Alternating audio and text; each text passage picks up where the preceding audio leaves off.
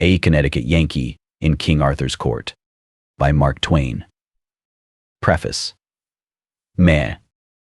The ungentle laws and customs touched upon in this tale are historical, and the episodes which are used to illustrate them are also historical. It is not pretended that these laws and customs existed in England in the 6th century, no. It is only pretended that inasmuch as they existed in the English and other civilizations of far later times. It is safe to consider that it is no libel upon the 6th century to suppose them to have been in practice in that day also. One is quite justified in inferring that whatever one of these laws or customs was lacking in that remote time, its place was competently filled by a worse one. The question as to whether there is such a thing as divine right of kings is not settled in this book. It was found too difficult that the executive head of a nation should be a person of lofty character and extraordinary ability, was manifest and indisputable that none but the deity could select that head unerringly, was also manifest and indisputable that the deity ought to make that selection, then, was likewise manifest and indisputable consequently. That he does make it, as claimed, was an unavoidable deduction. I mean, until the author of this book encountered the Pompadour and Lady Castlemaine and some other executive heads of that kind, these were found so difficult to work into the scheme that it was judged better to take the other tack in this book, which must be issued this fall, and then go into training and settle the question in another book. It is, of course, a thing which ought to be settled, and I am not going to have anything particular to do next winter anyway. Mark Twain. Hartford, July 21st, 1889. A Connecticut Yankee in King Arthur's Court. A word of explanation. It was in Warwick Castle that I came across the curious stranger whom I am going to talk about. He attracted me by three things: his candid simplicity, his marvelous familiarity with ancient armor, and the restfulness of his company, for he did all the talking. We fell together, as modest people will, in the tail of the herd that was being shown through, and he at once began to say things which interested me. As he talked along, softly, pleasantly, flowingly, he seemed to drift away imperceptibly out of this world and time, and into some remote era and old forgotten country. And so he gradually wove such a spell about me that I seemed to move among the specters and shadows and dust and mold of a gray antiquity, holding speech with a relic of it, exactly as I would speak of my nearest personal friends or enemies, or my most familiar neighbors. He spoke of Sir Bedivere, Sir Bors de Ganis, Sir Launcelot of the Lake, Sir Galahad, and all the other great names of the Table Round, and how old, unspeakably old and faded and dry and musty and ancient he came to look as he went on. Presently he turned to me and said, just as one might speak of the weather, or any other common matter, "You know about transmigration of souls. Do you know about transposition of epochs and bodies?" I said I had not heard of it.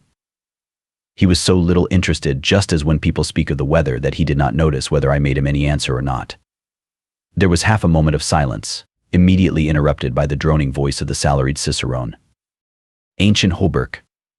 Date of the 6th century, time of King Arthur, and the Round Table said to have belonged to the knight Sir Sigramur le Desirous. Observed the round hole through the chainmail in the left breast can't be accounted for. Supposed to have been done with a bullet since invention of firearms, perhaps maliciously by Cromwell's soldiers. My acquaintance smiled, not a modern smile, but one that must have gone out of general use many, many centuries ago, and muttered apparently to himself. Wit ye well? I saw it done then. After a pause, added, I did it myself. By the time I had recovered from the electric surprise of this remark, he was gone. All that evening I sat by my fire at the Warwick Arms, steeped in a dream of the olden time, while the rain beat upon the windows and the wind roared about the eaves and corners. From time to time I dipped into old Sir Thomas Malory's enchanting book and fed at its rich feast of prodigies and adventures, breathed in the fragrance of its obsolete names, and dreamed again. Midnight being come at length, I read another tale, for a nightcap, this which here follows, to wit, how Sir Launcelot slew 2 giants, and made a castle free. Anon withal came there upon him 2 great giants, well armed, all save the heads, with 2 horrible clubs in their hands. Sir Launcelot put his shield afore him, and put the stroke away of the one giant, and with his sword he clave his head asunder. When his fellow saw that, he ran away as he were wood demented, for fear of the horrible strokes, and Sir Launcelot after him with all his might, and smote him on the shoulder, and clave him to the middle. Then Sir Launcelot went into the hall, and there came afore him 60 ladies and damsels, and all kneeled unto him, and thanked God and him of their deliverance. For, sir, said they, the most part of us have been here this 7 year their prisoners, and we have worked all manner of silk works for our meat, and we are all great gentle women born, and blessed be the time, night, that ever thou wert born. For thou hast done the most worship that ever did knight in the world. That will we bear record. And we all pray you to tell us your name, that we may tell our friends who delivered us out of prison. Fair damsels, he said, my name is Sir Launcelot du Lake. And so he departed from them and betaught them unto God. And then he mounted upon his horse, and rode into many strange and wild countries, and through many waters and valleys, and evil was he lodged. And at the last by fortune him happened against a knight to come to a fair courtilage, and therein he found an old gentle woman that lodged him with a good will, and there he had good cheer for him and his horse. And when time was, his host brought him into a fair garret over the gate to his bed. There Sir Launcelot unarmed him, and set his harness by him, and went to bed, and anon he fell on sleep. So soon after there came one on horseback, and knocked at the gate in great haste.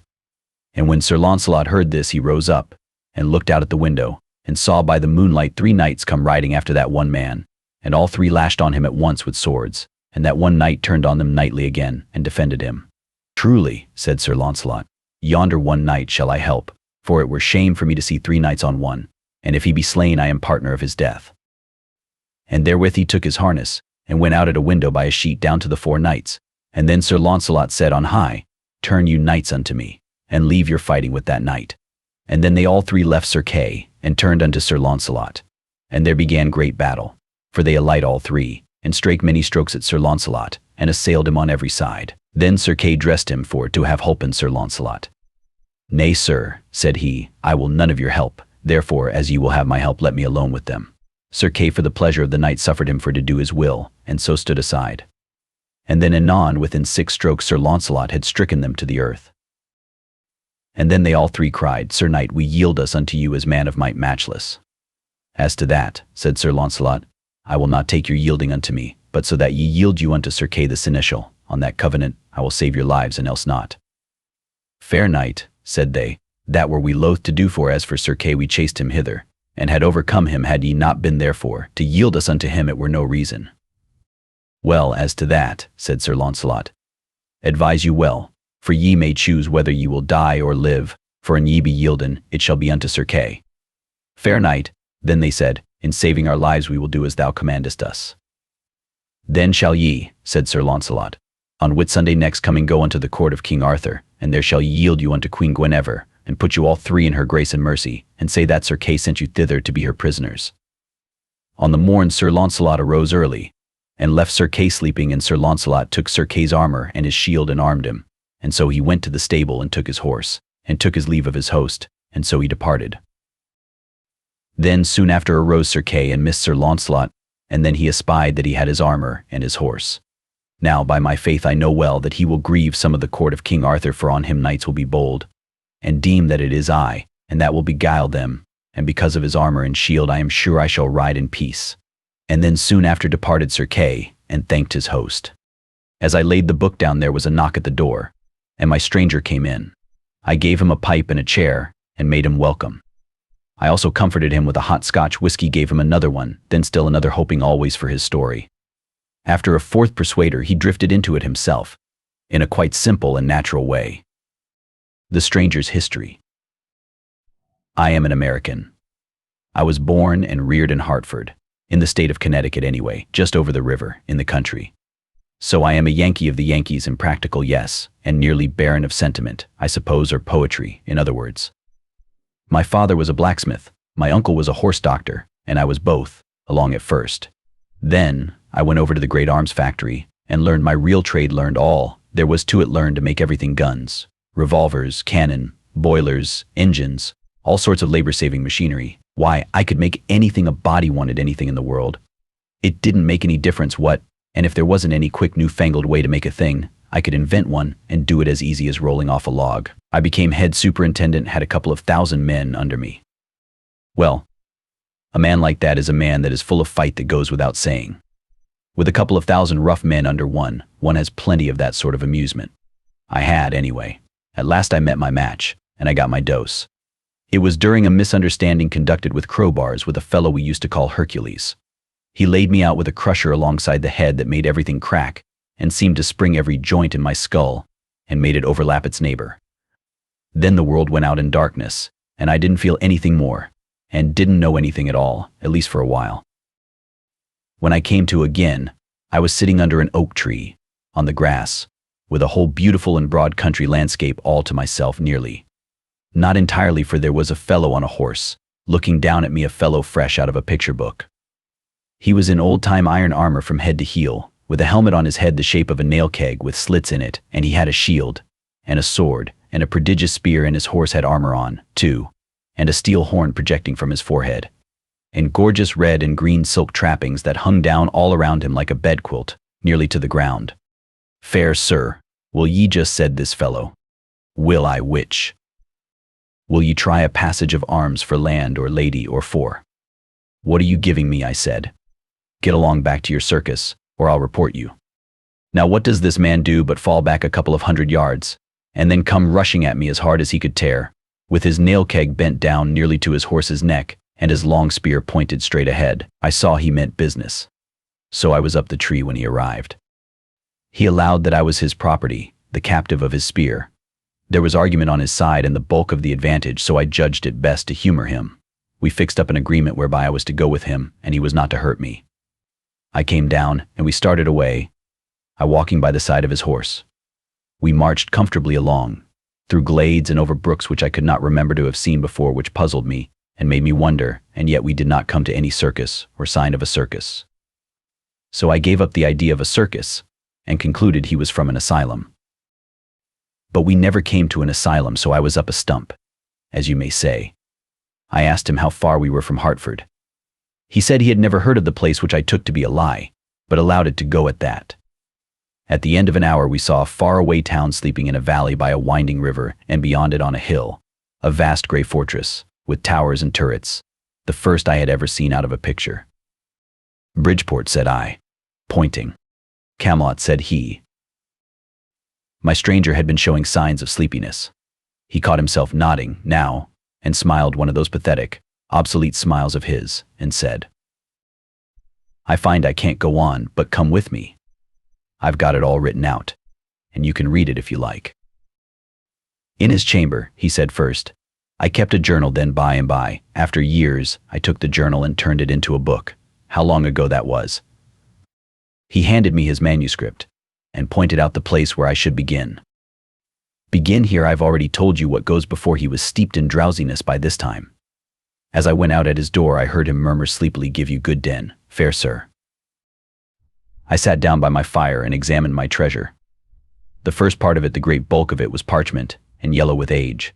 I scanned a leaf particularly, and saw that it was a palimpsest. Under the old dim writing of the Yankee historian appeared traces of a penmanship which was older and dimmer, still Latin words and sentences, fragments from old monkish legends, evidently. I turned to the place indicated by my stranger and began to read as follows. The Tale of the Lost Land. Chapter 1. Camelot. "Camelot, Camelot," said I to myself. I don't seem to remember hearing of it before. Name of the asylum, likely. It was a soft, reposeful summer landscape, as lovely as a dream and as lonesome as Sunday. The air was full of the smell of flowers, and the buzzing of insects, and the twittering of birds, and there were no people, no wagons, there was no stir of life, nothing going on. The road was mainly a winding path with hoof prints in it, and now and then a faint trace of wheels on either side, in the grass wheels that apparently had a tire as broad as one's hand. Presently a fair slip of a girl, about 10 years old, with a cataract of golden hair streaming down over her shoulders, came along. Around her head she wore a hoop of flame-red poppies. It was as sweet an outfit as ever I saw, what there was of it. She walked indolently along, with a mind at rest, its peace reflected in her innocent face. The circus man paid no attention to her, didn't even seem to see her. And she was no more startled at his fantastic make-up than if she was used to his like every day of her life. She was going by as indifferently as she might have gone by a couple of cows, but when she happened to notice me, then there was a change. Up went her hands, and she was turned to stone. Her mouth dropped open, her eyes stared wide and timorously. She was the picture of astonished curiosity touched with fear.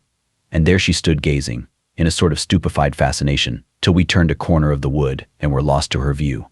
That she should be startled at me instead of at the other man was too many for me. I couldn't make head or tail of it. And that she should seem to consider me a spectacle, and totally overlook her own merits in that respect, was another puzzling thing, and a display of magnanimity, too. That was surprising in one so young. There was food for thought here. I moved along as one in a dream. As we approached the town, signs of life began to appear. At intervals we passed a wretched cabin with a thatched roof, and about it small fields and garden patches in an indifferent state of cultivation. There were people, 2 brawny men, with long, coarse, uncombed hair that hung down over their faces and made them look like animals. They and the women, as a rule, wore a coarse tow linen robe that came well below the knee, and a rude sort of sandal, and many wore an iron collar. The small boys and girls were always naked, but nobody seemed to know it. All of these people stared at me, talked about me, ran into the huts and fetched out their families to gape at me, but nobody ever noticed that other fellow, except to make him humble salutation and get no response for their pains. In the town were some substantial windowless houses of stone scattered among a wilderness of thatched cabins. The streets were mere crooked alleys, and unpaved troops of dogs and nude children played in the sun and made life and noise. Hogs roamed and rooted contentedly about. And one of them lay in a reeking wallow in the middle of the main thoroughfare and suckled her family. Presently there was a distant blare of military music. It came nearer, still nearer, and soon a noble cavalcade wound into view, glorious with plumed helmets and flashing mail and flaunting banners and rich doublets and horsecloths and gilded spearheads, and through the muck and swine, and naked brats and joyous dogs and shabby huts, it took its gallant way, and in its wake we followed through one winding alley and then another, and climbing, always climbing, till at last we gained the breezy height where the huge castle stood. There was an exchange of bugle blasts, then a parley from the walls, where men-at-arms, in hauberk and morion, marched back and forth with halberd at shoulder under flapping banners, with the rude figure of a dragon displayed upon them, and then the great gates were flung open. The drawbridge was lowered, and the head of the cavalcade swept forward under the frowning arches, and we, following, soon found ourselves in a great paved court, with towers and turrets stretching up into the blue air on all the 4 sides, and all about us the dismount was going on, and much greeting and ceremony, and running to and fro, and a gay display of moving and intermingling colors, and an altogether pleasant stir and noise and confusion. Chapter 2. King Arthur's Court. The moment I got a chance I slipped aside privately and touched an ancient common-looking man on the shoulder and said, in an insinuating, confidential way, "Friend, do me a kindness. Do you belong to the asylum, or are you just on a visit or something like that?" He looked me over stupidly and said, "Marry, fair sir, meseemeth." "That will do," I said. "I reckon you are a patient." I moved away, cogitating, and at the same time keeping an eye out for any chance passenger in his right mind that might come along and give me some light. I judged I had found one, presently, so I drew him aside and said in his ear, "If I could see the head keeper a minute, only just a minute. Prythee, do not let me." "Let you what?" "Hinder me, then, if the word please thee better." Then he went on to say he was an undercook and could not stop to gossip, though he would like it another time, for it would comfort his very liver to know where I got my clothes. As he started away he pointed and said yonder was one who was idle enough for my purpose, and was seeking me besides, no doubt. This was an airy slim boy in shrimp-colored tights that made him look like a forked carrot. The rest of his gear was blue silk and dainty laces and ruffles, and he had long yellow curls, and wore a plumed pink satin cap tilted complacently over his ear. By his look he was good-natured, by his gait he was satisfied with himself. He was pretty enough to frame. He arrived, looked me over with a smiling and impudent curiosity, said he had come for me, and informed me that he was a page. "Go long," I said, "you ain't more than a paragraph." It was pretty severe, but I was nettled. However, it never fazed him. He didn't appear to know he was hurt. He began to talk and laugh, in happy, thoughtless, boyish fashion, as we walked along, and made himself old friends with me at once, asked me all sorts of questions about myself and about my clothes, but never waited for an answer, always chattered straight ahead, as if he didn't know he had asked a question and wasn't expecting any reply, until at last he happened to mention that he was born in the beginning of the year 513. It made the cold chills creep over me. I stopped and said, a little faintly, "Maybe I didn't hear you just right. Say it again, and say it slow. What year was it?" 513. 513. You don't look it. Come, my boy, I am a stranger and friendless. Be honest and honorable with me. Are you in your right mind? He said he was. Are these other people in their right minds? He said they were. And this isn't an asylum? I mean, it isn't a place where they cure crazy people. He said it wasn't. Well, then I said, either I am a lunatic, or something just as awful has happened. Now tell me, honest and true, where am I? In King Arthur's court. I waited a minute, to let that idea shudder its way home, and then said, and according to your notions, what year is it now? 528 19th of June. I felt a mournful sinking at the heart, and muttered, I shall never see my friends again, never, never again. They will not be born for more than 1300 years yet. I seemed to believe the boy, I didn't know why. Something in me seemed to believe him, my consciousness, as you may say, but my reason didn't. My reason straightway began to clamor that was natural.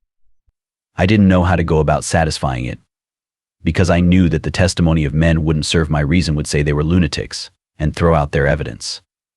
But all of a sudden I stumbled on the very thing, just by luck. I knew that the only total eclipse of the sun in the first half of the 6th century occurred on the 21st of June, AD, 528 OS, and began at 3 minutes after 12 noon. I also knew that no total eclipse of the sun was due in what to me was the present year -I.E., 1879. So if I could keep my anxiety and curiosity from eating the heart out of me for 48 hours, I should then find out for certain whether this boy was telling me the truth or not. Wherefore, being a practical Connecticut man, I now shoved this whole problem clear out of my mind till its appointed day and hour should come, in order that I might turn all my attention to the circumstances of the present moment, and be alert and ready to make the most out of them that could be made. One thing at a time is my motto, and just play that thing for all it is worth, even if it's only 2 pair and a jack. I made up my mind to 2 things. If it was still the 19th century, and I was among lunatics and couldn't get away, I would presently boss that asylum, or know the reason why. And if, on the other hand, it was really the 6th century, all right, I didn't want any softer thing. I would boss the whole country inside of 3 months, for I judged I would have the start of the best educated man in the kingdom by a matter of 1300 years and upward. I'm not a man to waste time after my mind's made up and there's work on hand, so I said to the page, now, Clarence, my boy, if that might happen to be your name, I'll get you to post me up a little if you don't mind. What is the name of that apparition that brought me here? My master and thine. That is the good knight and great Lord Sir Kay the Seneschal, foster brother to our liege the king. Very good, go on, tell me everything. He made a long story of it, but the part that had immediate interest for me was this. He said I was Sir Kay's prisoner, and that in the due course of custom I would be flung into a dungeon and left there on scant commons until my friends ransom me, unless I chanced to rot first. I saw that the last chance had the best show, but I didn't waste any bother about that. Time was too precious. The page said, further, that dinner was about ended in the great hall by this time, and that as soon as the sociability and the heavy drinking should begin, Sir Kay would have me in and exhibit me before King Arthur and his illustrious knights seated at the table round, and would brag about his exploit in capturing me, and would probably exaggerate the facts a little, but it wouldn't be good form for me to correct him, and not over safe, either. And when I was done being exhibited, then ho for the dungeon. But he, Clarence, would find a way to come and see me every now and then, and cheer me up, and help me get word to my friends. Get word to my friends. I thanked him. I couldn't do less, and about this time a lackey came to say I was wanted, so Clarence led me in, and took me off to one side and sat down by me. Well, it was a curious kind of spectacle, and interesting. It was an immense place, and rather naked, yes, and full of loud contrasts. It was very, very lofty, so lofty that the banners depending from the arched beams and girders away up there floated in a sort of twilight. There was a stone-railed gallery at each end, high up, with musicians in the one, and women, clothed in stunning colors, in the other. The floor was of big stone flags laid in black and white squares, rather battered by age and use, and needing repair. As to ornament, there wasn't any. Strictly speaking, though, on the walls hung some huge tapestries which were probably taxed as works of art battle pieces. They were, with horses shaped like those which children cut out of paper or create in gingerbread, with men on them in scale armor, whose scales are represented by round holes, so that the man's coat looks as if it had been done with a biscuit punch. There was a fireplace big enough to camp in, and its projecting sides and hood, of carved and pillared stonework, had the look of a cathedral door. Along the walls stood men-at-arms, in breastplate and morion, with halberds for their only weapon, rigid as statues, and that is what they looked like. In the middle of this groined and vaulted public square was an oaken table which they called the Table Round. It was as large as a circus ring, and around it sat a great company of men, dressed in such various and splendid colors that it hurt one's eyes to look at them. They wore their plumed hats, right along, except that whenever one addressed himself directly to the king, he lifted his hat a trifle just as he was beginning his remark. Mainly they were drinking from entire ox horns, but a few were still munching bread or gnawing beef bones. There was about an average of 2 dogs to 1 man, and these sat in expectant attitudes till a spent bone was flung to them, and then they went for it by brigades and divisions, with a rush. And there ensued a fight which filled the prospect with a tumultuous chaos of plunging heads and bodies and flashing tails, and the storm of howlings and barkings deafened all speech for the time, but that was no matter, for the dog fight was always a bigger interest anyway. The men rose sometimes to observe it the better and bet on it, and the ladies and the musicians stretched themselves out over their balusters with the same object, and all broke into delighted ejaculations from time to time. In the end, the winning dog stretched himself out comfortably with his bone between his paws, and proceeded to growl over it, and gnaw it, and grease the floor with it, just as 50 others were already doing, and the rest of the court resumed their previous industries and entertainments. As a rule, the speech and behavior of these people were gracious and courtly, and I noticed that they were good and serious listeners when anybody was telling anything, in a dog fightless interval. And plainly, too, they were a childlike and innocent lot, telling lies of the stateliest pattern with a most gentle and winning naivety, and ready and willing to listen to anybody else's lie, and believe it too. It was hard to associate them with anything cruel or dreadful, and yet they dealt in tales of blood and suffering with a guileless relish that made me almost forget to shudder. I was not the only prisoner present. There were 20 or more.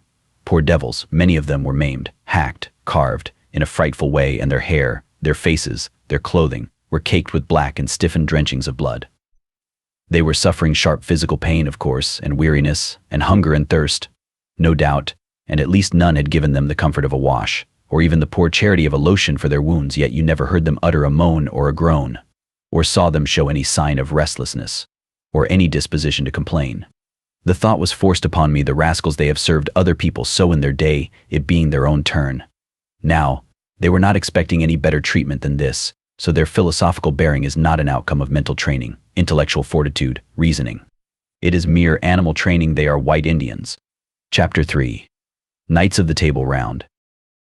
Mainly the Round Table talk was monologues, narrative accounts of the adventures in which these prisoners were captured and their friends and backers killed and stripped of their steeds and armor. As a general thing, as far as I could make out, these murderous adventures were not forays undertaken to avenge injuries, nor to settle old disputes or sudden fallings out, no. As a rule, they were simply duels between strangers, duels between people who had never even been introduced to each other, and between whom existed no cause of offense whatever. Many a time I had seen a couple of boys, strangers, meet by chance, and say simultaneously, "I can lick you," and go at it on the spot. But I had always imagined until now that that sort of thing belonged to children only, and was a sign and mark of childhood, but here were these big boobies sticking to it, and taking pride in it clear up into full age and beyond. Yet there was something very engaging about these great simple-hearted creatures, something attractive and lovable.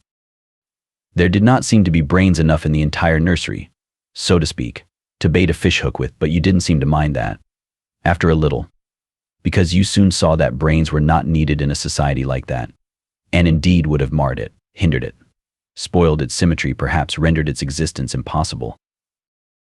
There was a fine manliness observable in almost every face, and in some a certain loftiness and sweetness that rebuked your belittling criticisms and stilled them. A most noble benignity and purity reposed in the countenance of him they called Sir Galahad, and likewise in the king's also, and there was majesty and greatness in the giant frame and high bearing of Sir Launcelot of the Lake. There was presently an incident which centered the general interest upon this Sir Launcelot. At a sign from a sort of master of ceremonies, 6 or 8 of the prisoners rose and came forward in a body, and knelt on the floor, and lifted up their hands toward the ladies' gallery, and begged the grace of a word with the queen. The most conspicuously situated lady in that massed flower bed of feminine show and finery inclined her head by way of assent, and then the spokesman of the prisoners delivered himself and his fellows into her hands for free pardon, ransom, captivity, or death, as she in her good pleasure might elect, and this, as he said, he was doing by command of Sir Kay the Seneschal, whose prisoners they were, he having vanquished them by his single might and prowess in sturdy conflict in the field. Surprise and astonishment flashed from face to face all over the house. The queen's gratified smile faded out at the name of Sir Kay, and she looked disappointed, and the page whispered in my ear with an accent and manner expressive of extravagant derision. Sir Kay, forsooth. Oh, call me pet names, dearest, call me a marine. In twice 1,000 years shall the unholy invention of man labor at odds to beget the fellow to this majestic lie. Every eye was fastened with severe inquiry upon Sir Kay, but he was equal to the occasion. He got up and played his hand like a major and took every trick. He said he would state the case exactly according to the facts. He would tell the simple straightforward tale, without comment of his own, and then, said he, if ye find glory and honor due, ye will give it unto him who is the mightiest man of his hands that ever bare shield or strake with sword in the ranks of Christian battle, even him that sitteth there. And he pointed to Sir Launcelot. Ah, he fetched them, it was a rattling good stroke.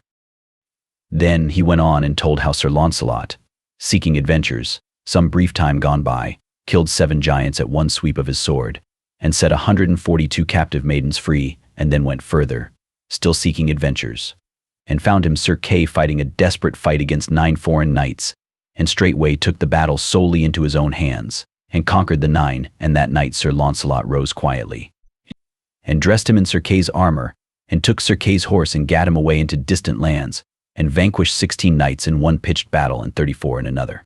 And all these and the former 9 he made to swear that about Whitsuntide they would ride to Arthur's court, and yield them to Queen Guinevere's hands as captives of Sir Kay the Seneschal, spoil of his knightly prowess. And now here were these 6, and the rest would be along, as soon as they might be healed of their desperate wounds. Well, it was touching to see the queen blush and smile, and look embarrassed and happy, and fling furtive glances at Sir Launcelot that would have got him shot in Arkansas, to a dead certainty. Everybody praised the valor and magnanimity of Sir Launcelot, and as for me, I was perfectly amazed that one man, all by himself, should have been able to beat down and capture such battalions of practiced fighters. I said as much to Clarence, but this mocking featherhead only said, and Sir Kay had had time to get another skin of sour wine into him. Ye had seen the accompt doubled. I looked at the boy in sorrow, and as I looked I saw the cloud of a deep despondency settle upon his countenance. I followed the direction of his eye, and saw that a very old and white-bearded man, clothed in a flowing black gown, had risen and was standing at the table upon unsteady legs, and feebly swaying his ancient head and surveying the company with his watery and wandering eye. The same suffering look that was in the page's face was observable in all the faces around, the look of dumb creatures who know that they must endure and make no moan. Marry, we shall have it again, sighed the boy, that same old weary tale that he hath told 1,000 times in the same words, and that he will tell till he dieth, every time he hath gotten his barrel full and feeleth his exaggeration mill a-working. Would God I had died, or I saw this day. Who is it? Merlin, the mighty liar and magician. Perdition singe him for the weariness he worketh with his one tale. But that men fear him for that he hath the storms and the lightnings and all the devils that be in hell at his beck and call. They would have dug his entrails out these many years ago to get at that tale and squelch it.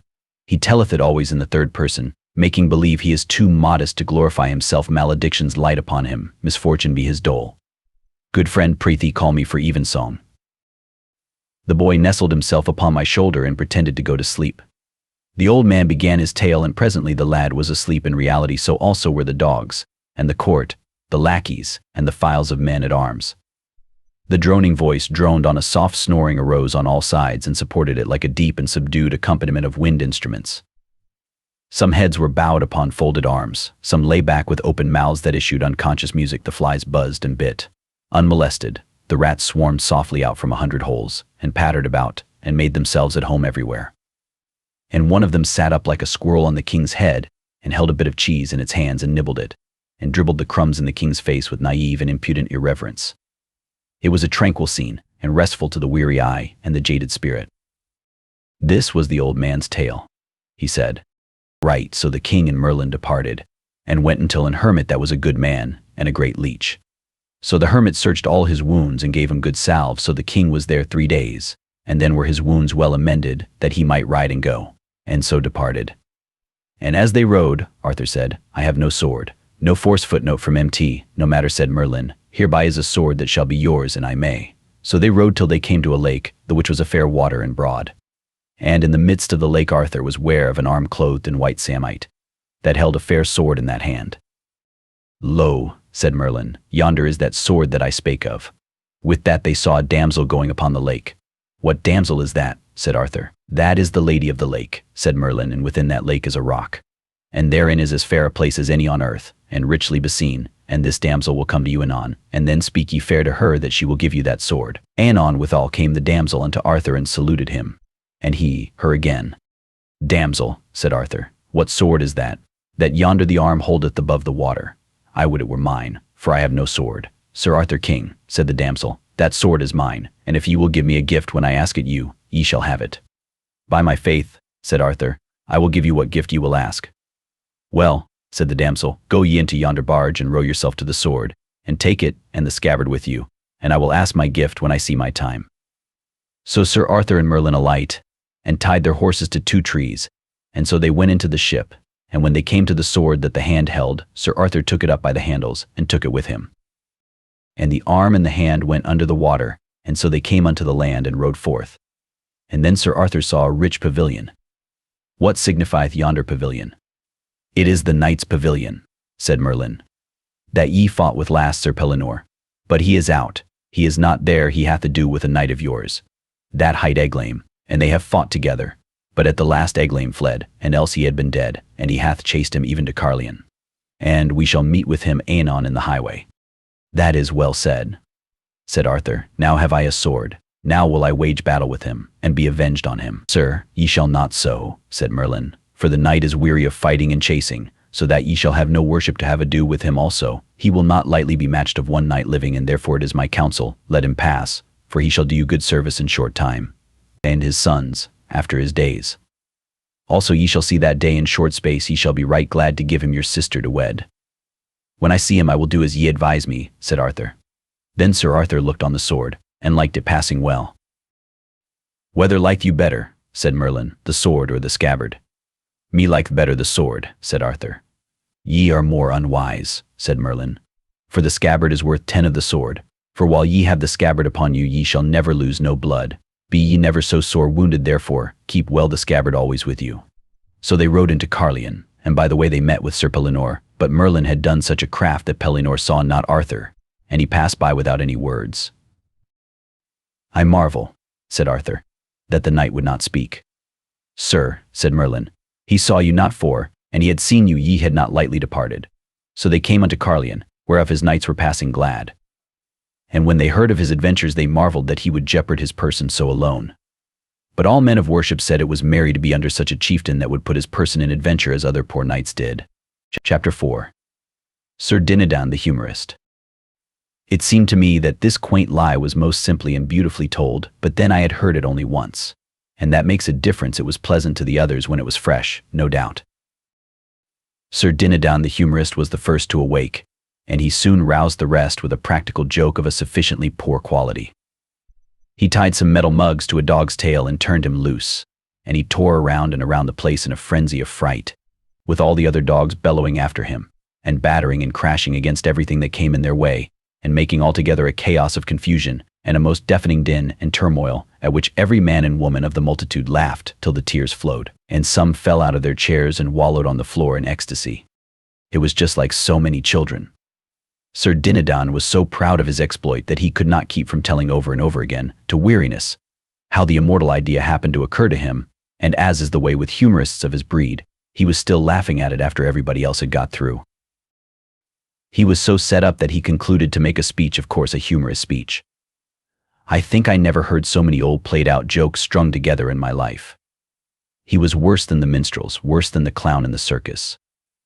It seemed peculiarly sad to sit here, 1,300 years before I was born, and listen again to poor, flat, worm-eaten jokes that had given me the dry gripes when I was a boy 1,300 years afterwards. It about convinced me that there isn't any such thing as a new joke possible. Everybody laughed at these antiquities, but then they always do. I had noticed that, centuries later. However, of course the scoffer didn't laugh, I mean the boy. No, he scoffed. There wasn't anything he wouldn't scoff at. He said the most of Sir Dinadan's jokes were rotten, and the rest were petrified. I said petrified was good, as I believed, myself, that the only right way to classify the majestic ages of some of those jokes was by geologic periods. But that neat idea hit the boy in a blank place, for geology hadn't been invented yet, However, I made a note of the remark, and calculated to educate the Commonwealth up to it if I pulled through. It is no use to throw a good thing away, merely because the market isn't ripe yet. Now Sir Kay arose and began to fire up on his history mill with me for fuel. It was time for me to feel serious, and I did. Sir Kay told how he had encountered me in a far land of barbarians, who all wore the same ridiculous garb that I did, a garb that was a work of enchantment, and intended to make the wearer secure from hurt by human hands. However, he had nullified the force of the enchantment by prayer, and had killed my 13 knights in a 3 hours battle, and taken me prisoner, sparing my life in order that so strange a curiosity as I was might be exhibited to the wonder and admiration of the king and the court. He spoke of me all the time, in the blandest way, as this prodigious giant and this horrible sky-towering monster, and this tusked and taloned man-devouring ogre, and everybody took in all this bosh in the naivest way, and never smiled or seemed to notice that there was any discrepancy between these watered statistics and me.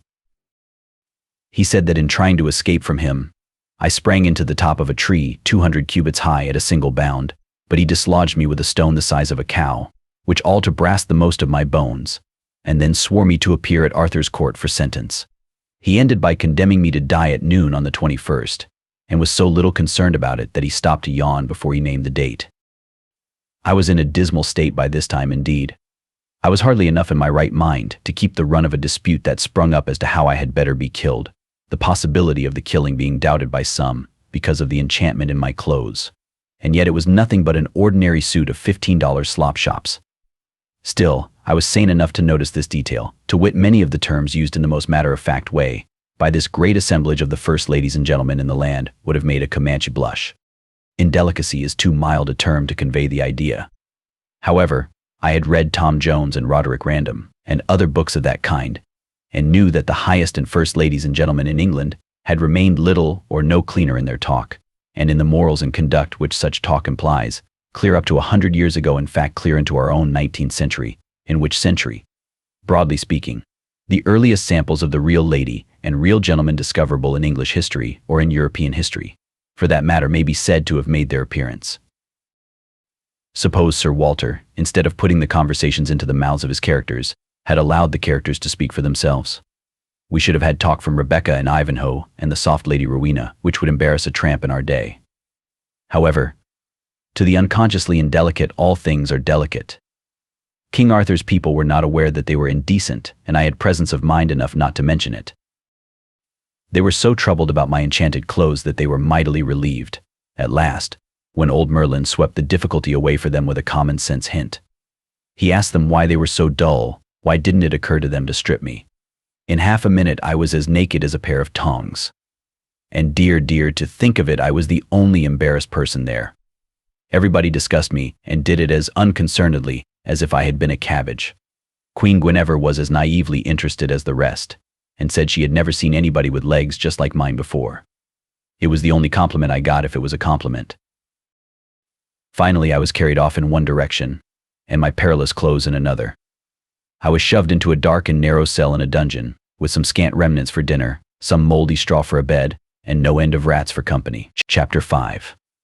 An inspiration. I was so tired that even my fears were not able to keep me awake long. When I next came to myself, I seemed to have been asleep a very long time. My first thought was, well, what an astonishing dream I've had. I reckon I've waked only just in time to keep from being hanged or drowned or burned or something. I'll nap again till the whistle blows, and then I'll go down to the arms factory and have it out with Hercules. But just then I heard the harsh music of rusty chains and bolts. A light flashed in my eyes, and that butterfly, Clarence, stood before me. I gasped with surprise, my breath almost got away from me. What I said, "You here yet? Go along with the rest of the dream, scatter." But he only laughed, in his light-hearted way, and fell to making fun of my sorry plight. "All right," I said resignedly. "Let the dream go on. I'm in no hurry." "Prithee, what dream?" "What dream? Why, the dream that I am in Arthur's court, a person who never existed, and that I am talking to you, who are nothing but a work of the imagination." "Oh, lay, indeed, and is it a dream that you're to be burned tomorrow? Ho, ho, answer me that." The shock that went through me was distressing. I now began to reason that my situation was in the last degree serious, Dream or no dream, for I knew by past experience of the lifelike intensity of dreams, that to be burned to death, even in a dream, would be very far from being a jest, and was a thing to be avoided by any means, fair or foul, that I could contrive. So I said beseechingly, "Ah, Clarence, good boy, only friend I've got, for you are my friend, aren't you? Don't fail me, help me to devise some way of escaping from this place. Now do but hear thyself. Escape? Why, man, the corridors are in guard and keep of men at arms. No doubt, no doubt. But how many, Clarence? Not many, I hope. Full a score. One may not hope to escape after a pause hesitatingly, and there be other reasons and weightier. Other ones. What are they? Well, they say, oh, but I daren't, indeed daren't. Why, poor lad? What is the matter? Why do you blench? Why do you tremble so? Oh, in sooth, there is need. I do want to tell you, but… Come, come, be brave. Be a man, speak out. There's a good lad. He hesitated, pulled one way by desire, the other way by fear, then he stole to the door and peeped out, listening, and finally crept close to me and put his mouth to my ear and told me his fearful news in a whisper, and with all the cowering apprehension of one who was venturing upon awful ground and speaking of things whose very mention might be freighted with death. Merlin, in his malice, has woven a spell about this dungeon, and there bides not the man in these kingdoms that would be desperate enough to essay to cross its lines with you. Now God pity me, I have told it. Ah, be kind to me, be merciful to a poor boy who means thee well, for an thou betray me, I am lost. I laughed, the only really refreshing laugh I had had for some time, and shouted, Merlin has wrought a spell. Merlin, forsooth, that cheap old humbug, that maundering old ass? Bosh, pure bosh, the silliest bosh in the world. Why, it does seem to me that of all the childish, idiotic, chuckle-headed, chicken-livered superstitions that Evie, oh, damn Merlin.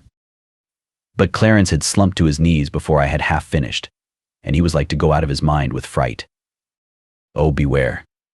These are awful words. Any moment these walls may crumble upon us if you say such things. Oh, call them back before it is too late. Now this strange exhibition gave me a good idea, and set me to thinking. If everybody about here was so honestly and sincerely afraid of Merlin's pretended magic as Clarence was, certainly a superior man like me ought to be shrewd enough to contrive some way to take advantage of such a state of things. I went on thinking, and worked out a plan. Then I said, get up. Pull yourself together, look me in the eye. Do you know why I laughed? No, but for our blessed Lady's sake, do it no more. Well, I'll tell you why I laughed. Because I'm a magician myself. Thou, the boy recoiled a step and caught his breath, for the thing hit him rather sudden, but the aspect which he took on was very, very respectful. I took quick note of that. It indicated that a humbug didn't need to have a reputation in this asylum. People stood ready to take him at his word. Without that, I resumed. I've known Merlin 700 years, and he… 700. Don't interrupt me. He has died and come alive again 13 times, and traveled under a new name every time. Smith, Jones, Robinson, Jackson, Peters, Haskins, Merlin, a new alias every time he turns up. I knew him in Egypt 300 years ago. I knew him in India 500 years ago. He is always blethering around in my way. Everywhere I go, he makes me tired. He don't amount to shucks, as a magician knows some of the old common tricks, but has never got beyond the rudiments. And never will.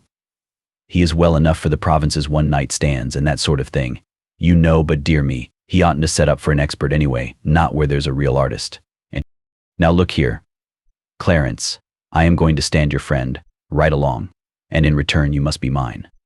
I want you to do me a favor. I want you to get word to the king that the first I am a magician myself, and the supreme grand Hayu Muckamuck and head of the tribe, at that. And I want him to be made to understand that I am just quietly arranging a little calamity here that will make the fur fly in these realms if Sir Kay's project is carried out and any harm comes to me. Will you get that to the king for me? The poor boy was in such a state that he could hardly answer me. It was pitiful to see a creature so terrified, so unnerved, so demoralized. But he promised everything, and on my side he made me promise over and over again that I would remain his friend, and never turn against him or cast any enchantments upon him. Then he worked his way out, staying himself with his hand along the wall, like a sick person. Presently this thought occurred to me, how heedless I have been.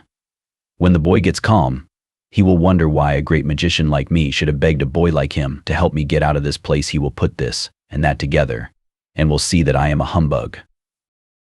I worried over that heedless blunder for an hour, and called myself a great many hard names. Meantime.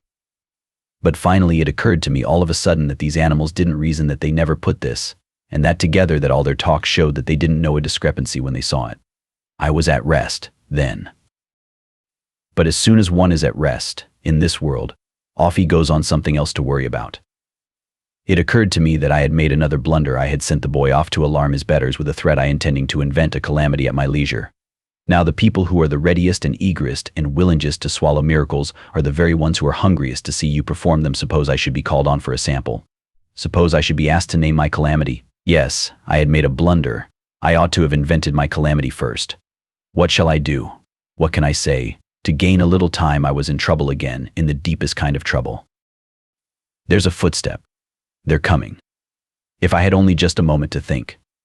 Good, I've got it. I'm all right. You see, it was the eclipse. It came into my mind in the nick of time, how Columbus or Cortez or one of those people played an eclipse as a saving trump once on some savages, and I saw my chance. I could play it myself, now. And it wouldn't be any plagiarism, either, because I should get it in nearly 1,000 years ahead of those parties. Clarence came in, subdued, distressed, and said, I hasted the message to our liege the king, and straightway he had me to his presence. He was frighted even to the marrow, and was minded to give order for your instant enlargement, and that you be clothed in fine raiment, and lodged as befitted one so great. But then came Merlin and spoiled all. For he persuaded the king that you are mad, and know not whereof you speak, and said your threat is but foolishness and idle vaporing. They disputed long, but in the end Merlin, scoffing, said, Wherefore hath he not named his brave calamity? Verily, it is because he cannot. This thrust did in a most sudden sort close the king's mouth, and he could offer naught to turn the argument, and so, reluctant, and full loth to do you the discourtesy, he yet prayeth you to consider his perplexed case, as noting how the matter stands, and name the calamity, if so be you have determined the nature of it, and the time of its coming. Oh, pray thee delay not. To delay at such a time were to double and treble the perils that already compass thee about. Oh, be thou wise, name the calamity. I allowed silence to accumulate while I got my impressiveness together, and then said, How long have I been shut up in this hole? Ye were shut up when yesterday was well spent. It is 9 of the morning now. No, then I have slept well, sure enough. 9 in the morning now, and yet it is the very complexion of midnight, to a shade. This is the 20th then. The 20th, yes. And I am to be burned alive tomorrow. The boy shuddered. At what hour? At high noon. Now then, I will tell you what to say.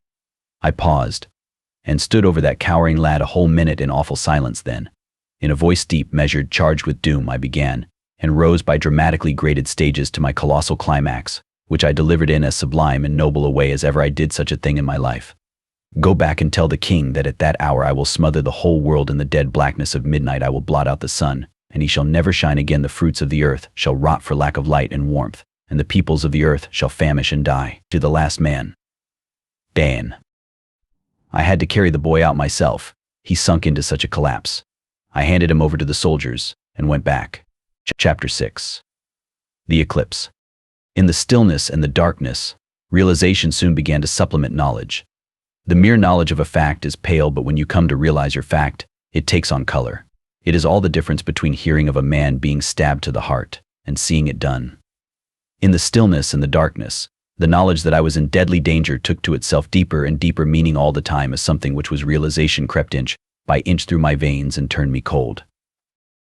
But it is a blessed provision of nature that at times like these, as soon as a man's mercury has got down to a certain point, there comes a revulsion, and he rallies. Hope springs up, and cheerfulness along with it, and then he is in good shape to do something for himself, if anything can be done. When my rally came, it came with a bound. I said to myself that my eclipse would be sure to save me, and make me the greatest man in the kingdom besides, and straightway my mercury went up to the top of the tube, and my solicitudes all vanished. I was as happy a man as there was in the world. I was even impatient for tomorrow to come. I so wanted to gather in that great triumph, and be the center of all the nation's wonder and reverence. Besides, in a business way it would be the making of me, I knew that. Meantime, there was one thing which had got pushed into the background of my mind. That was the half-conviction that when the nature of my proposed calamity should be reported to those superstitious people, it would have such an effect that they would want to compromise. So by and by when I heard footsteps coming, that thought was recalled to me, and I said to myself, as sure as anything, it's the compromise. Well, if it is good, all right, I will accept, but if it isn't, I mean to stand my ground and play my hand for all it is worth. The door opened, and some men at arms appeared. The leader said, "The steak is ready, come." The steak. The strength went out of me, and I almost fell down. It is hard to get one's breath at such a time, such lumps come into one's throat, and such gaspings, but as soon as I could speak, I said, "But this is a mistake, the execution is tomorrow. Order changed, been set forward a day. Haste thee." I was lost. There was no help for me. I was dazed, stupefied. I had no command over myself. I only wandered purposely about like one out of his mind, so the soldiers took hold of me and pulled me along with them, out of the cell and along the maze of underground corridors, and finally into the fierce glare of daylight and the upper world. As we stepped into the vast enclosed court of the castle, I got a shock, for the first thing I saw was the stake, standing in the center, and near it the piled faggots and a monk. On all four sides of the court, the seated multitudes rose rank above rank, forming sloping terraces that were rich with color. The king and the queen sat in their thrones, the most conspicuous figures there, of course. To note all this occupied but a second. The next second Clarence had slipped from some place of concealment and was pouring news into my ear, his eyes beaming with triumph and gladness. He said, "'Tis through me the change was wrought, and main hard have I worked to do it too. But when I revealed to them the calamity in store, and saw how mighty was the terror it did engender, then saw I also that this was the time to strike. Wherefore I diligently pretended, unto this and that and the other one, that your power against the sun could not reach its full until the morrow, and so if any would save the sun in the world, you must be slain today, while your enchantments are but in the weaving and lack potency." Odds bodikins, it was but a dull lie, a most indifferent invention, but you should have seen them seize it and swallow it, in the frenzy of their fright, as it were salvation sent from heaven, and all the while was I laughing in my sleeve the one moment, to see them so cheaply deceived, and glorifying God the next, that he was content to let the meanest of his creatures be his instrument to the saving of thy life. Ah, how happy has the matter sped! You will not need to do the sun a real hurt. Ah, forget not that, on your soul forget it not. Only make a little darkness, only the littlest little darkness, mind, and cease with that. It will be sufficient. They will see that I spoke falsely, being ignorant, as they will fancy, and with the falling of the first shadow of that darkness you shall see them go mad with fear, and they will set you free and make you great. Go to thy triumph now, but remember, ah, good friend, I implore thee, remember my supplication, and do the blessed sun no hurt. For my sake, thy true friend. I choked out some words through my grief and misery, as much as to say I would spare the sun, for which the lad's eyes paid me back with such deep and loving gratitude that I had not the heart to tell him his good-hearted foolishness had ruined me and sent me to my death. As the soldiers assisted me across the court, the stillness was so profound that if I had been blindfold I should have supposed I was in a solitude instead of walled in by 4,000 people.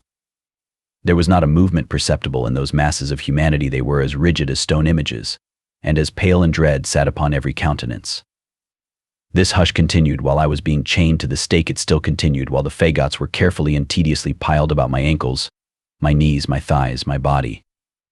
Then there was a pause, and a deeper hush, if possible, and a man knelt down at my feet with a blazing torch. The multitude strained forward, gazing and parting slightly from their seats. Without knowing it, the monk raised his hands above my head and his eyes toward the blue sky, and began some words in Latin. In this attitude he droned on and on, a little while, and then stopped. I waited 2 or 3 moments, then looked up. He was standing there petrified. With a common impulse, the multitude rose slowly up and stared into the sky. I followed their eyes, as sure as guns. There was my eclipse beginning. The life went boiling through my veins. I was a new man. The rim of black spread slowly into the sun's disk. My heart beat higher and higher, and still the assemblage and the priest stared into the sky, motionless. I knew that this gaze would be turned upon me next. When it was, I was ready. I was in one of the most grand attitudes I ever struck, with my arms stretched up pointing to the sun. It was a noble effect. You could see the shutters sweep the mass like a wave. 2 shouts rang out, one close upon the heels of the other. "Apply the torch." I forbid it. The one was from Merlin, the other from the king. Merlin started from his place to apply the torch himself. I judged. I said, "Stay where you are." If any man moves even the king before I give him leave, I will blast him with thunder. I will consume him with lightnings."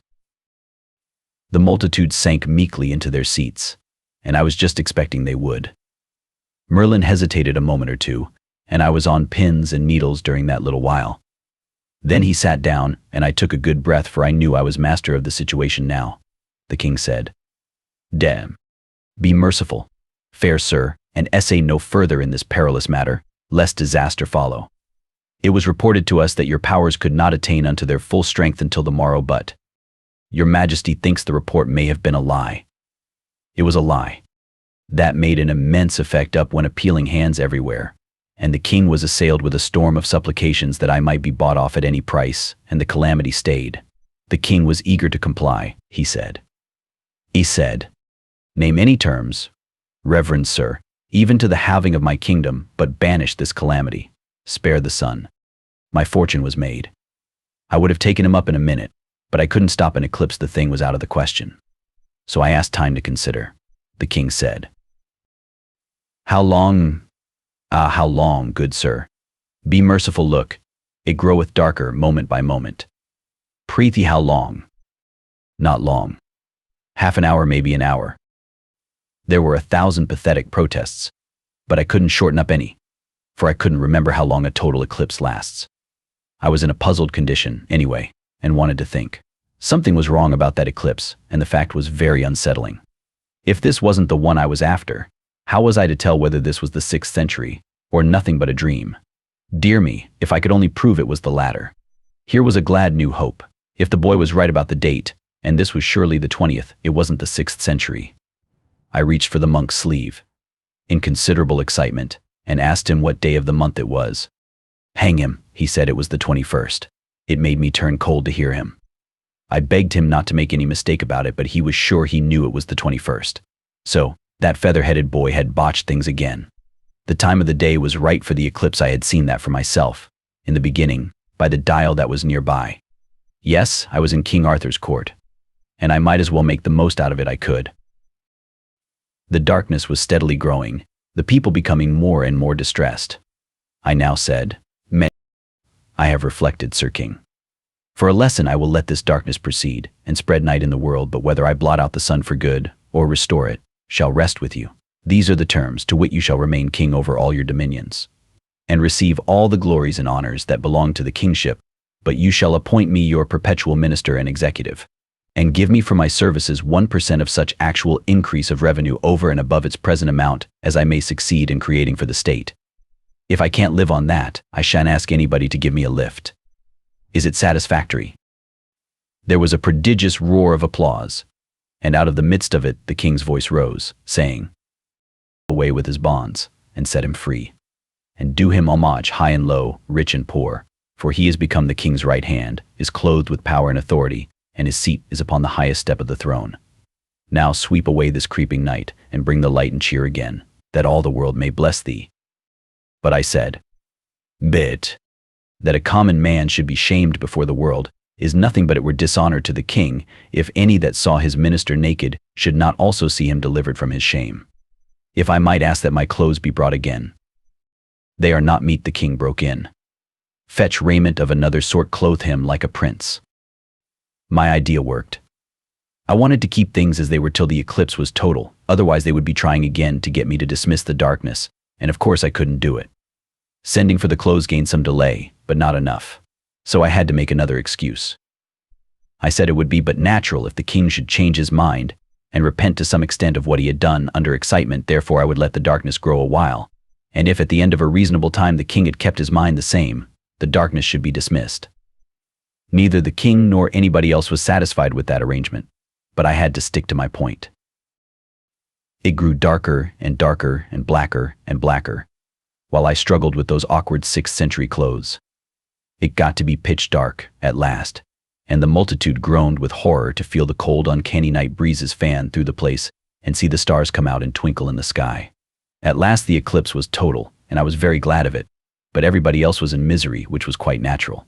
I said, "The king, by his silence, still stands to the terms." Then I lifted up my hand, stood just so a moment, then I said, "With the most awful solemnity, let the enchantment dissolve and pass harmless away." There was no response, for a moment, in that deep darkness and that graveyard hush. But when the silver rim of the sun pushed itself out, a moment or two later, the assemblage broke loose with a vast shout and came pouring down like a deluge to smother me with blessings and gratitude, and Clarence was not the last of the wash, to be sure. Chapter 7. Merlin's Tower. Inasmuch as I was now the second personage in the kingdom, as far as political power and authority were concerned, much was made of me. My raiment was of silks and velvets and cloth of gold, and by consequence was very showy, also uncomfortable. But habit would soon reconcile me to my clothes. I was aware of that. I was given the choicest suite of apartments in the castle, after the king's. They were aglow with loud-colored silken hangings, but the stone floors had nothing but rushes on them for a carpet, and they were misfit rushes at that, being not all of one breed. As for conveniences, properly speaking, there weren't any. I mean little conveniences. It is the little conveniences that make the real comfort of life. The big oaken chairs, graced with rude carvings, were well enough, but that was the stopping place. There was no soap, no matches, no looking-glass except a metal one, about as powerful as a pail of water, and not a chromo. I had been used to chromos for years, and I saw now that without my suspecting it, a passion for art had got worked into the fabric of my being, and was become a part of me. It made me homesick to look around over this proud and gaudy but heartless barrenness, and remember that in our house in East Hartford, all unpretending as it was, you couldn't go into a room but you would find an insurance chromo, or at least a 3-color God Bless Our Home over the door, and in the parlor we had 9. But here, even in my grand room estate, there wasn't anything in the nature of a picture except a thing the size of a bedquilt, which was either woven or knitted. It had darned places in it, and nothing in it was the right color or the right shape, and as for proportions, even Raphael himself couldn't have botched them more formidably. After all his practice on those nightmares they call his celebrated Hampton Court cartoons, Raphael was a bird. We had several of his chromos. One was his miraculous draught of fishes, where he puts in a miracle of his own, puts 3 men into a canoe which wouldn't have held a dog without upsetting. I always admired to study R.'s art. It was so fresh and unconventional. There wasn't even a bell or a speaking tube in the castle. I had a great many servants, and those that were on duty lolled in the anteroom, and when I wanted one of them I had to go and call for him. There was no gas, there were no candles. A bronze dish half full of boarding house butter with a blazing rag floating in it was the thing that produced what was regarded as light. A lot of these hung along the walls and modified the dark, just toned it down enough to make it dismal. If you went out at night, your servants carried torches. There were no books, pens, paper, or ink, and no glass in the openings they believed to be windows. It is a little thing, glasses, until it is absent, then it becomes a big thing. But perhaps the worst of all was that there wasn't any sugar, coffee, tea, or tobacco. I saw that I was just another Robinson Crusoe cast away on an uninhabited island, with no society but some more or less tame animals, and if I wanted to make life bearable, I must do as he did: invent, contrive, create, reorganize things, set brain and hand to work, and keep them busy. Well, that was in my line. One thing troubled me along at first: the immense interest which people took in me. Apparently the whole nation wanted to look at me. It soon transpired that the eclipse had scared the British world almost to death, that while it lasted the whole country, from one end to the other, was in a pitiable state of panic, and the churches, hermitages, and monkeries overflowed with praying and weeping poor creatures who thought the end of the world was come. Then had followed the news that the producer of this awful event was a stranger, a mighty magician at Arthur's court, that he could have blown out the sun like a candle, and was just going to do it when his mercy was purchased, and he then dissolved his enchantments, and was now recognized and honored as the man who had by his unaided might saved the globe from destruction and its peoples from extinction. Now, if you consider that everybody believed that, and not only believed it, but never even dreamed of doubting it, you will easily understand that there was not a person in all Britain that would not have walked 50 miles to get a sight of me. Of course, I was all the talk. All other subjects were dropped. Even the king became suddenly a person of minor interest and notoriety. Within 24 hours the delegations began to arrive, and from that time onward for a fortnight they kept coming. The village was crowded, and all the countryside. I had to go out 12 times a day and show myself to these reverent and awe-stricken multitudes. It came to be a great burden, as to time and trouble, but of course it was at the same time compensatingly agreeable to be so celebrated and such a centre of homage. It turned Breer Merlin green with envy and spite, which was a great satisfaction to me. But there was one thing I couldn't understand: nobody had asked for an autograph. I spoke to Clarence about it. By George. I had to explain to him what it was. Then he said nobody in the country could read or write but a few dozen priests. Land. Think of that. There was another thing that troubled me a little. Those multitudes presently began to agitate for another miracle. That was natural.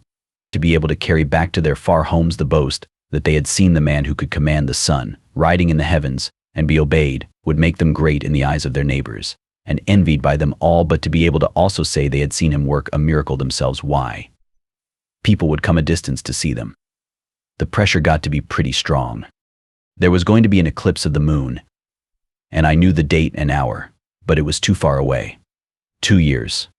I would have given a good deal for license to hurry it up and use it now when there was a big market for it. It seemed a great pity to have it wasted so, and come lagging along at a time when a body wouldn't have any use for it, as like as not. If it had been booked for only a month away, I could have sold it short, but as matters stood, I couldn't seem to cipher out any way to make it do me any good, so I gave up trying. Next, Clarence found that old Merlin was making himself busy on the sly among those people. He was spreading a report that I was a humbug, and that the reason I didn't accommodate the people with a miracle was because I couldn't. I saw that I must do something. I presently thought out a plan. By my authority as executive, I threw Merlin into prison, the same cell I had occupied myself. Then I gave public notice by herald and trumpet that I should be busy with affairs of state for a fortnight. But about the end of that time I would take a moment's leisure and blow up Merlin's stone tower by fires from heaven. In the meantime, whoso listened to evil reports about me, let him beware. Furthermore, I would perform but this one miracle at this time, and no more if it failed to satisfy and any murmured. I would turn the murmurers into horses and make them useful. Quiet ensued. I took Clarence into my confidence, to a certain degree, and we went to work privately. I told him that this was a sort of miracle that required a trifle of preparation, and that it would be sudden death to ever talk about these preparations to anybody. That made his mouth safe enough. Clandestinely we made a few bushels of first-rate blasting powder, and I superintended my armorers while they constructed a lightning rod and some wires. This old stone tower was very massive, and rather ruinous too, for it was Roman, and 400 years old, yes, and handsome. After a rude fashion, and clothed with ivy from base to summit, as with a shirt of scale mail, it stood on a lonely eminence, in good view from the castle, and about half a mile away. Working by night, we stowed the powder in the tower, dug stones out on the inside, and buried the powder in the walls themselves, which were 15 feet thick at the base. We put in a peck at a time, in a dozen places. We could have blown up the Tower of London with these charges. When the 13th night was come, we put up our lightning rod, bedded it in one of the batches of powder, and ran wires from it to the other batches. Everybody had shunned that locality from the day of my proclamation, but on the morning of the 14th I thought best to warn the people, through the heralds, to keep clear away a quarter of a mile away. Then added, by command, that at some time during the 24 hours I would consummate the miracle, but would first give a brief notice by flags on the castle towers, if in the daytime, by torch baskets in the same places if at night. Thunder showers had been tolerably frequent of late, and I was not much afraid of a failure still. I shouldn't have cared for a delay of a day or two. I should have explained that I was busy with affairs of state yet, and the people must wait. Of course, we had a blazing sunny day, almost the first one, without a cloud for 3 weeks. Things always happened so. I kept secluded and watched the weather. Clarence dropped in from time to time and said the public excitement was growing and growing all the time, and the whole country filling up with human masses, as far as one could see from the battlements. At last the wind sprang up, and a cloud appeared in the right quarter too, and just at nightfall. For a little while I watched that distant cloud spread and blacken, then I judged it was time for me to appear. I ordered the torch baskets to be lit, and Merlin liberated and sent to me. A quarter of an hour later I ascended the parapet, and there found the king and the court assembled and gazing off in the darkness toward Merlin's tower. Already the darkness was so heavy that one could not see far. These people and the old turrets, being partly in deep shadow and partly in the red glow from the great torch baskets overhead, made a good deal of a picture. Merlin arrived in a gloomy mood. I said, "You wanted to burn me alive when I had not done you any harm, and latterly you have been trying to injure my professional reputation. Therefore I am going to call down fire and blow up your tower. But it is only fair to give you a chance. Now, if you think you can break my enchantments and ward off the fires, step to the bat. It's your innings." "I can, fair sir, and I will. Doubt it not," He drew an imaginary circle on the stones of the roof and burnt a pinch of powder in it, which sent up a small cloud of aromatic smoke, whereat everybody fell back and began to cross themselves and get uncomfortable. Then he began to mutter and make passes in the air with his hands. He worked himself up slowly and gradually into a sort of frenzy and got to thrashing around with his arms like the sails of a windmill. By this time the storm had about reached us. The gusts of wind were flaring the torches and making the shadows swash about. The first heavy drops of rain were falling. The world abroad was black as pitch. The lightning began to wink fitfully. Of course, my rod would be loading itself now. In fact, things were imminent, so I said, "You have had time enough. I have given you every advantage and not interfered. It is plain your magic is weak. It is only fair that I begin now." I made about 3 passes in the air, and then there was an awful crash, and that old tower leaped into the sky in chunks, along with a vast volcanic fountain of fire that turned night to noonday, and showed 1,000 acres of human beings groveling on the ground in a general collapse of consternation. Well, it rained mortar and masonry the rest of the week. This was the report, but probably the facts would have modified it. It was an effective miracle. The great bothersome temporary population vanished. There were a good many thousand tracks in the mud the next morning, but they were all outward bound. If I had advertised another miracle, I couldn't have raised an audience with the sheriff. Merlin's stock was flat. The king wanted to stop his wages. He even wanted to banish him, but I interfered. I said he would be useful to work the weather and attend to small matters like that, and I would give him a lift now and then when his poor little parlor magic soured on him. There wasn't a rag of his tower left, but I had the government rebuild it for him and advised him to take boarders, but he was too high-toned for that. And as for being grateful, he never even said thank you. He was a rather hard lot. Take him how you might, but then you couldn't fairly expect a man to be sweet that had been set back so.